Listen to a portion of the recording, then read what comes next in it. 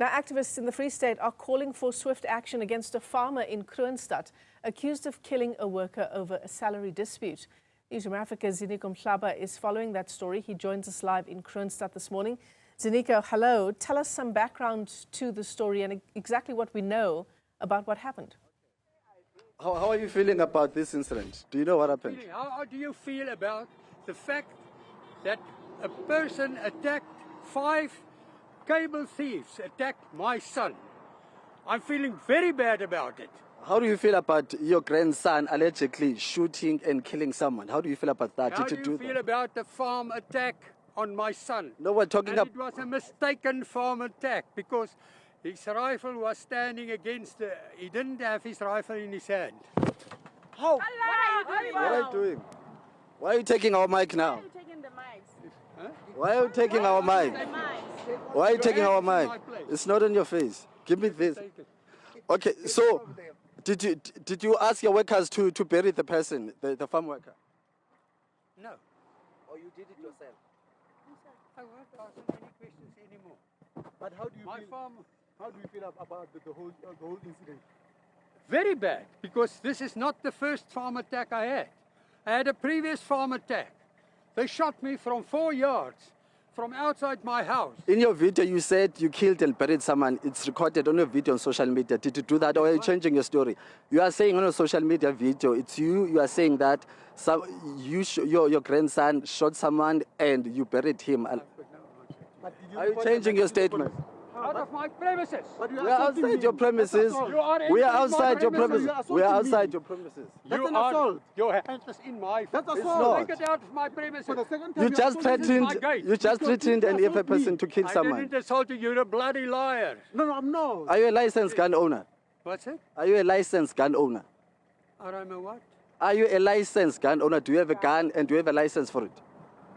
I'm not going to answer that. I've got many guns. Yeah, good. And you better see, I'm coming out now again. Why did you not open a case? When the incident happened, why did you not report the matter to the police? I'll see you in court. All right, Michelle, that's the gentleman who we've seen. A very violent person, actually almost bumped into us as we were standing outside his farm. He's outside here right now, not responding to us. I'm outside your promise. I'm outside your premises. I'm asking you, why did you not open the case? Why did you not open the case? A case will be open. To when? Are you going to open the case today? Yeah. What about, do you agree that a farm attack is allowed? No, I don't agree, but I'm saying, did you open the case when those people attacked you? Let's start there. I'm not talking to you, I'm asking you a question. What's your question? The person, what happened to the other 5 that ran away? Okay, Schwab, let's talk about the one who died. How did he die? He was part of 5 people in a farm, en 'n plaasaanval wat misluk het. If you don't understand Afrikaans, you can go. Okay, so after that happened, what steps did you take to report the matter? That's not for me to answer now. Okay, but where's your grandson now? Where's your grandson? See that when I come back? Where's your grandson, sir? I'm going to shoot us when you come back. Okay, so this is please come through. We're not done with the conversation, so come through. We're going to be very polite to you. We're going to be very polite. We're going to have a very decent conversation. I'm saying we're going to be very kind to you, right? Let's just have a normal conversation. I'm a very kind person. So talk to me. How are you feeling about the whole incident? Come down. About the incident as with get out of my farm. Get out of Sorry, I'm out of your farm now. Yes. Yeah. No, you're not. You're still inside. Okay, how do you feel now? I feel very bad because this is the 2nd farm attack on me. Not on me, on my place. The first one shot me from outside my house. He missed 4 meters. His angle was too bad. I came out with a shotgun and I killed him. I will kill somebody in 4 inches. So you've killed someone before? You've killed someone before? What? You said you killed the first one. So have you killed someone before? You are saying you killed the first one. I said I was attacked Yeah. before. Somebody shoot at me and he missed. And when was it? And how did you respond to it? To that first attack? How did you respond to the first? How did you defend yourself? If I'm a farmer and you attack me in my house, I kill you. You killed someone. Have you done that before? Have you killed before? Out of my, you're in my farm. Okay. Been violent. You saying you have killed before? Can you confirm when did you do that? When were you attacked? The first farm attack, When was it? about 10 years ago. Did you report the case to the police? Yes, the police was there. Everybody was there. Okay. So talk to us now about your. They found the person with a gun in his hand. The bullet turned skew. He couldn't fire the next shot. And I don't. Did you get arrested for that? Did you get arrested for the first shooting that you did?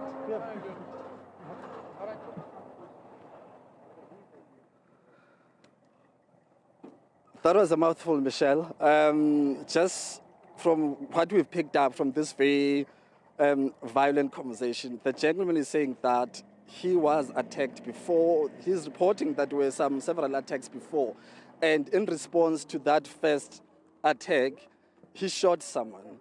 And he did say that that person who was shot at the time, police did come out. There was a whole police presence in this farm, and I'm not sure then how far that case went, whether it was reported or not. And what is very surprising now is the gentleman is saying that he's going to open a case. I'm not sure whether he's going to do that voluntarily or he has been approached by law enforcement agencies. But I do understand that the matter now is with law enforcement agencies. They've reached out to the activists who are actually opened the lead on this incident. And, I'm going to bring in the activist there, Ubab Macengwana, just to give us more insights. It's been an eventful past 5 minutes. We're supposed to come straight to you.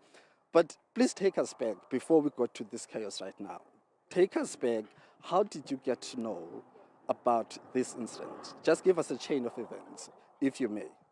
No, thank you very much. What happened is that one of the farm workers approached our provincial office and spoke to our provincial secretary, where they reported that one of their colleagues went missing on the 11th of July. And then 2 days after that, a case of missing person was opened. And then this person, since then, they didn't know what happened. But then a story came up now that actually the person was killed and buried in the farm of Dr. Trotsky. And then the matter was reported to the police by the provincial secretary of the EFF, together with this, the witness that was there when the body was buried.